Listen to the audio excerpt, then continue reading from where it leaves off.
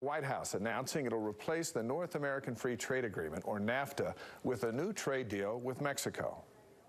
This is something that's very special for our manufacturers and for our farmers from both countries, for all of the people that work for jobs. It's also great trade, and it makes it a much more fair bill. The deal is said to include tough rules on auto manufacturers and other exports. This past week, the deadline passed to include Canada in this agreement, but both sides say they'll continue talks later in the coming week.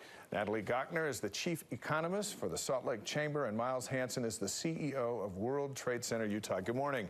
Thank you both for being here. Good morning. Thank you, Dave. Pleasure. Great to be here. What does this mean if this agreement actually gets passed, ratified by Congress, and if Canada comes in?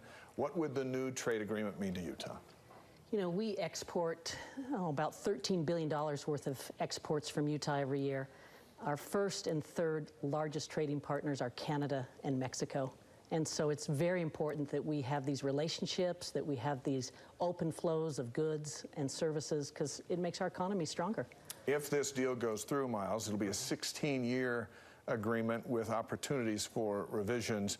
Is that the appropriate time for a major thing like this? I think what we've seen in the time since the first NAFTA agreement until now, the economy changes. E-commerce didn't exist when NAFTA was first created.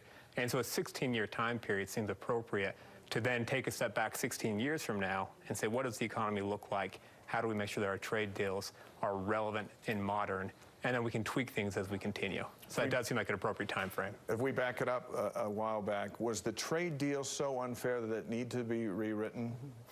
It's a great question. I mean, I think it's very problematic when we start messing around with global trade. Trade wars are not good for economies. Businesses want certainty. Consumers want a lot of choice and inexpensive goods. And so I think that what our nation has been doing has been fraught with a lot of, scare tactics, and I think it's risky. So I'm really happy to see that there's some coming to the table, but we still have Canada, who's been left out. Canada's the larger of the two in terms of trade with Utah. And so I guess the good news is that there's action.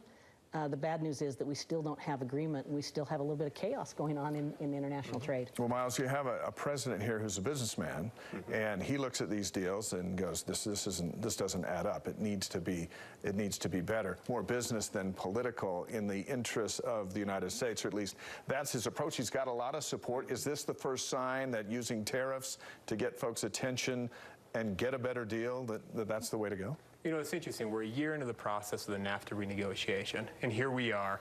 Mexico accepted the preliminary agreement in principle with Mexico, but we haven't reached an agreement with Canada yet. I think we'll get there. I think by the end of this 90-day window that Ambassador Lighthizer discussed on Friday, I think we're going to get an updated NAFTA agreement, and that's absolutely a positive step for the country and for Utah. Looking further afield, thinking about China. And that's really where the tariffs are impacting Utah businesses, is more with the retaliatory tariffs with China. And that's somewhere where I think we need to see a lot of progress on moving forward, because ultimately those issues are deeper and are going to be more difficult to reach agreement on. All right, we'll continue to watch it. We'll have you both back here as it moves forward. Miles, Natalie, thank you very much. Have the great rest of your holiday weekend. Thank you for being